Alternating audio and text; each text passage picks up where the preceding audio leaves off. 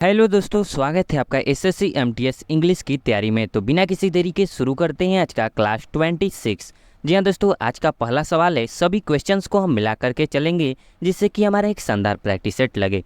पहला सवाल हमारा है फाइंड द एरर से। जी हाँ दोस्तों, फाइंड द एरर से क्वेश्चन है, choose the sentence that contains an error. जी हाँ, हमें बतलाना है कि कौन सा जो सेंटेंस है ABCD में से कौन से सेंटेंस में एरर दिया गया है। जी हाँ दोस्तों, तो इसको पहले हम जानने से पहले हम एक नियम को देखने वाले हैं जिसको कि हम नेक्स्ट स्लाइड पर देखेंगे। नोट कीजिएगा दोस्तों, कभी भी जो आर्टिकल यहाँ पर लिख रहा हूँ आर्टिकल जो, जी हाँ, कभी भी आर्टिकल द का, जी हाँ दोस्तों, कभी भी आर्टिकल द का उपयोग स्पेसिफिक, जी हाँ दोस्तों, एक विशेष नाउन के लिए किया जाता है।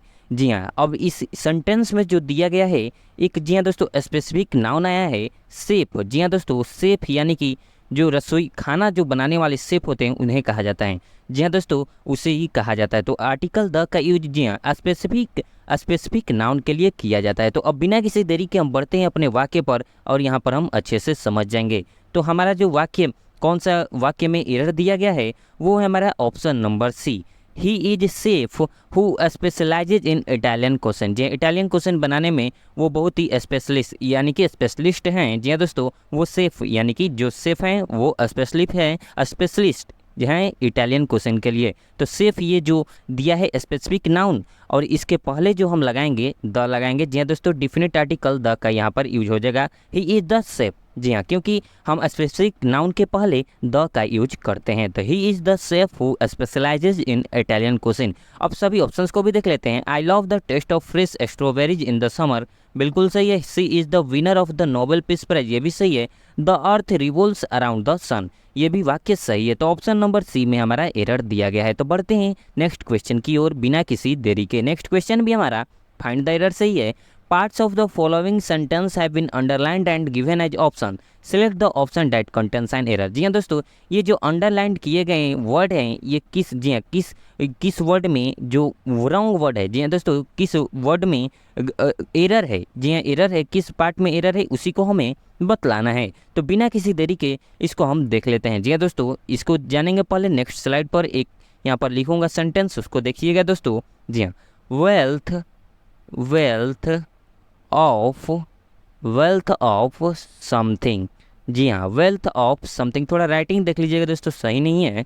वेल्थ ऑफ समथिंग, जी हाँ, वेल्थ ऑफ समथिंग ये एक सही फ्रेज है। जी हाँ दोस्तों, वेल्थ ऑफ समथिंग ये एक सही फ्रेज है जिसका अर्थ होता है अलॉट ऑफ समथिंग, यानी कि कुछ भी ऐसा जो बहुत बहुतायत मात्रा में हो। जी हाँ, तो यहाँ पर अब हम आते हैं पहले वाक्य पर, वहाँ पर हम अच्छे से समझ लेंगे। तो यहाँ पर देख सकते हैं दोस्तों, यहाँ पर wealth of O double F दिया है जो कि नहीं होता है, ओ एफ होता है। जी हाँ दोस्तों, वेल्थ ऑफ समथिंग, जी हाँ, वेल्थ ऑफ पॉसिबिलिटीज। तो हमारा ऑप्शन नंबर जो हो जाएगा डी हो जाएगा। ऑप्शन नंबर डी में एरर है, वेल्थ ओ डबल एफ नहीं होगा, वेल्थ ऑफ होगा, वेल्थ ओ एफ ऑफ। जी हाँ दोस्तों, सबसे उपयुक्त उत्तर wealth of, option number D हो जाएगा। तो बढ़ते हैं नेक्स्ट क्वेश्चन की ओर। नेक्स्ट क्वेश्चन है हमारा सेंटेंस इंप्रूवमेंट से। जी हाँ दोस्तों, सेंटेंस इंप्रूवमेंट से क्वेश्चन आया है, काफ़ी अच्छा क्वेश्चन है।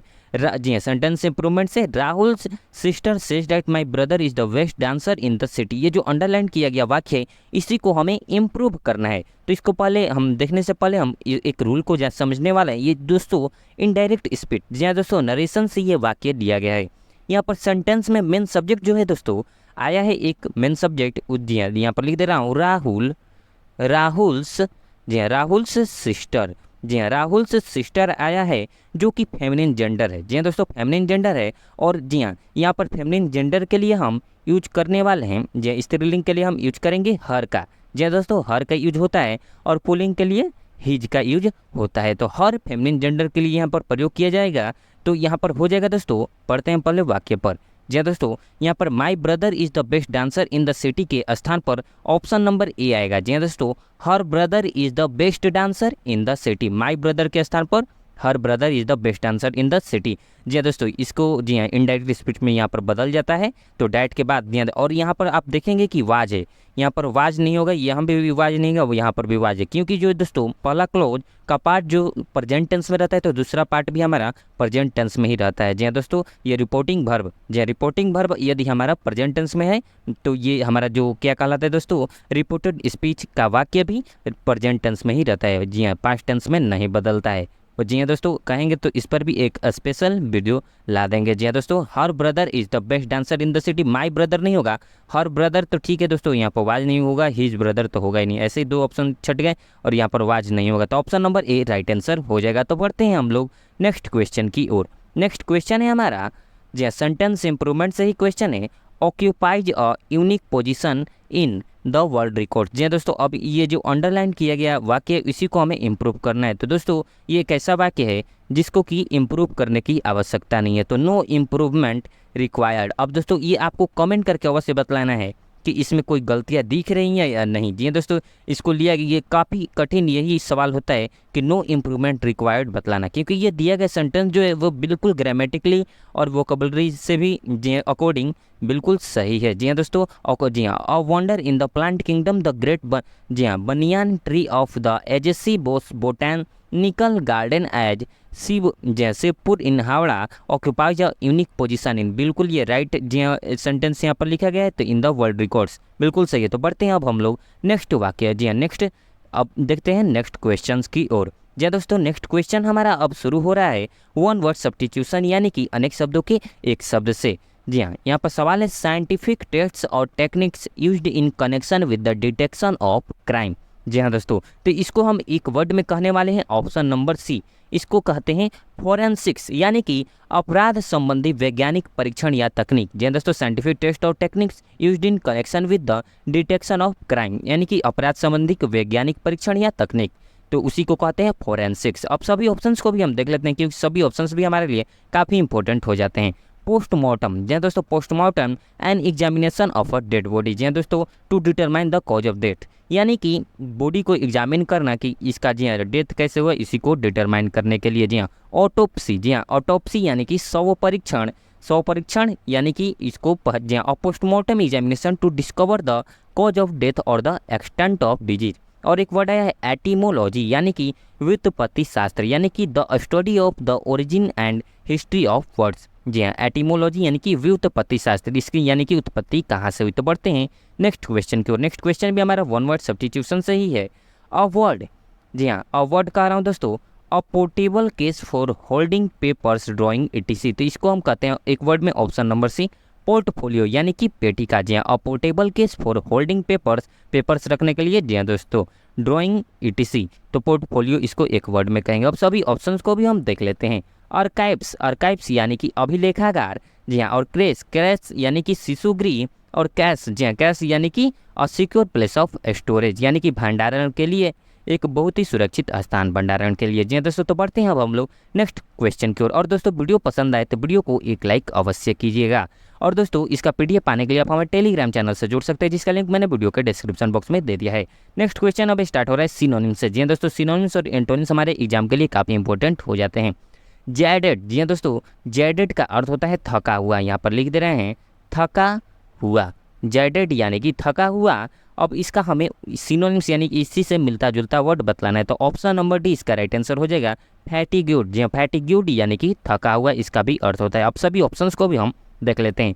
वियरीलेस, जी हाँ वियरीलेस यानी कि न थकने वाला, यानी कि टायरलेस। अनवियरिड, जी हाँ अनवियरिड यानी कि न थकना। और एक वर्ड आया है बी गाइल्ड, जी हाँ बी गाइल्ड का अर्थ होता है मोहित करना। अब बढ़ते हैं हम लोग नेक्स्ट क्वेश्चन की ओर। नेक्स्ट क्वेश्चन भी हमारा सिनोनिम्स है वैलेट। जी हाँ दोस्तों, वैलेट का अर्थ क्या होता है? वैलेट का अर्थ होता है सेवक, नौकर। जी हाँ सेवक, नौकर, जी हाँ सेवक। जी हाँ दोस्तों, वैलेट यानी कि सेवक। अब इसी से मिलता जुलता वर्ड बतलाना है, तो ऑप्शन नंबर डी इसका राइट आंसर हो जाएगा बटलर। बटलर का अर्थ भी नौकर सेवक होता है। जी हाँ दोस्तों, अब सभी ऑप्शंस को भी हम देख लेते हैं। कैरियर एक वर्ड आया, काफ़ी अच्छा वर्ड है कैरियर यानी कि वाहक।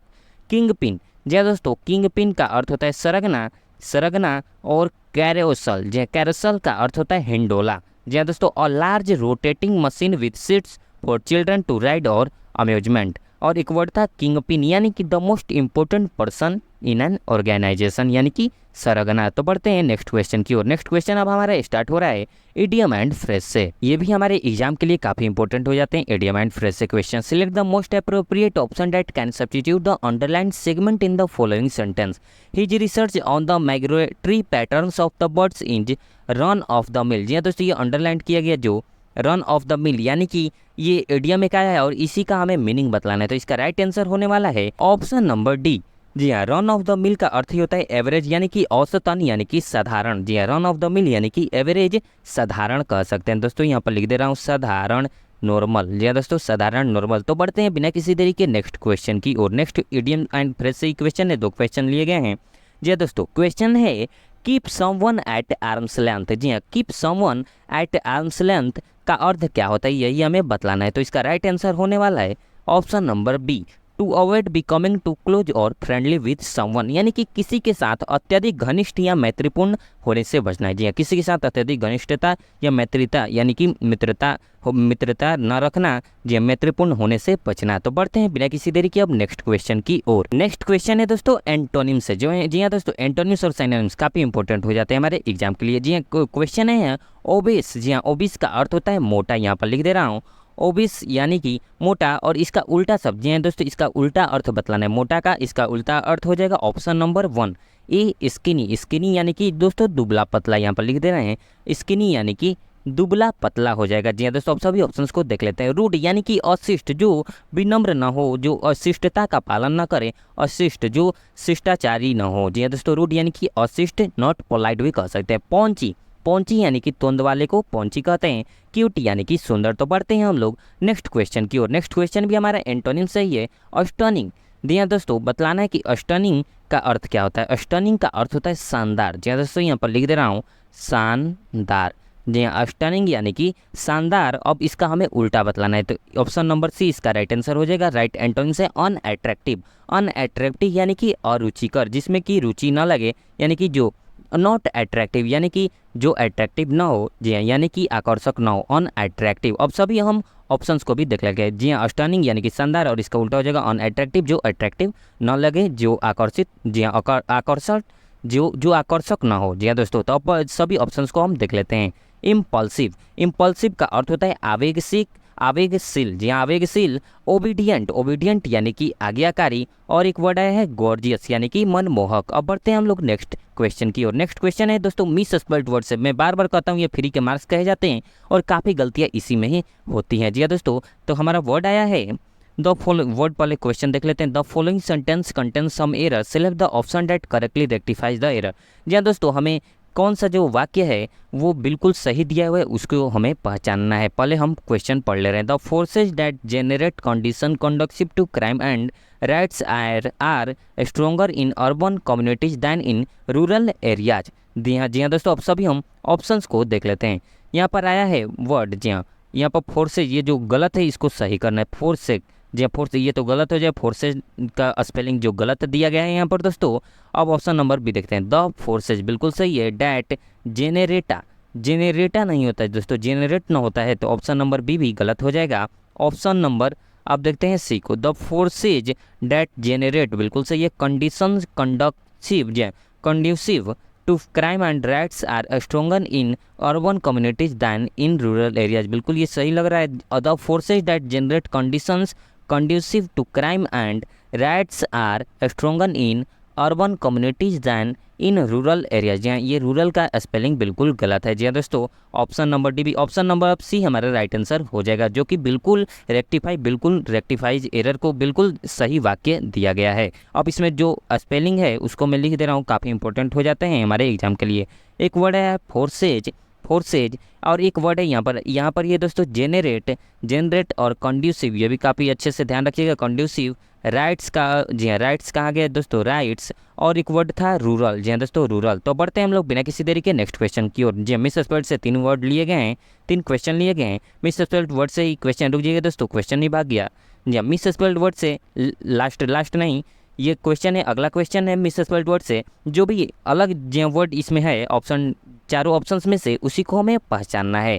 तो प्रोफेसर बिल्कुल सही है, विदर बिल्कुल सही है, व्हीकल बिल्कुल सही है। टोमेटोज, जी हाँ दोस्तों, ये टोमेटोज ये पुलरल में लिखा गया है, यानी कि सिंगुलर टू पुलरल बनाया गया। तो टोमेटोज में जी हाँ दोस्तों ओ के बाद ई एस लगता है। जी हाँ दोस्तों, ओके, ये टोमेटोज में पुलरल बनाते समय ओ के बाद ई एस लगता है। जी हाँ दोस्तों, TOMATOES। जी हाँ, TOES टोमेटोज, यहाँ पर लिख दे रहा हूँ TOMATOES। TOES। जी हाँ दोस्तों, ऐसे भी एरर पूछ लिए जाते हैं। टोमेटो जिसका राइट आंसर हो जाएगा ऑप्शन नंबर ए। तो बढ़ते हैं हम लोग आज के प्रैक्टिस सेट का लास्ट एवं 15वां क्वेश्चन है, मिसस्पेल्ड वर्ड से ही है दोस्तों। All the members of my family are planning to visit Jammu and Kashmir this November. जी हाँ दोस्तों, अब हमें बतलाना है कि ये चारों ऑप्शंस में से कौन सा जो ऑप्शन है वो बिल्कुल अलग है। मेंबर्स बिल्कुल सही है, प्लानिंग बिल्कुल सही है, विजिट बिल्कुल सही है, और यहाँ पर ही देख सकते थे दोस्तों नवंबर का ये स्पेलिंग गलत है। तो ऑप्शन नंबर ए इसका राइट आंसर हो जाएगा। नवंबर का जो स्पेलिंग है वो गलत दिया गया है। नवंबर का स्पेलिंग होता है NOVEMBER, NOVEMBER, नवंबर। तो दोस्तों आप हमें कमेंट करके अवश्य बताइएगा कि आपका 15 क्वेश्चंस में से कितना क्वेश्चन सही हुआ। और इसका PDF पाने के लिए आप हमारे टेलीग्राम चैनल से जुड़ सकते हैं, जिसका लिंक मैंने वीडियो के डिस्क्रिप्शन बॉक्स में दे दिया है। और वीडियो को दोस्तों में भी अवश्य शेयर करें, जिससे कि उनको भी कुछ हेल्प मिल सके। और वीडियो कैसा लगा दोस्तों आप हमें कमेंट करके अपना फीडबैक अवश्य दें। और जी हाँ दोस्तों, आप इंग्लिश के किस टॉपिक पर आप जी हाँ हमसे वीडियो चाहते हैं, ये भी आप कमेंट करके अवश्य बताएं। और वीडियो कैसा लगा ये आप जरूर कमेंट करें। और वीडियो जी हाँ दोस्तों, वीडियो को एक लाइक अवश्य कीजिएगा, जिससे कि हम मोटिवेट हो इसी प्रकार के और भी वीडियोज लाने के लिए। और वीडियो को देखने के लिए आपका बहुत बहुत धन्यवाद।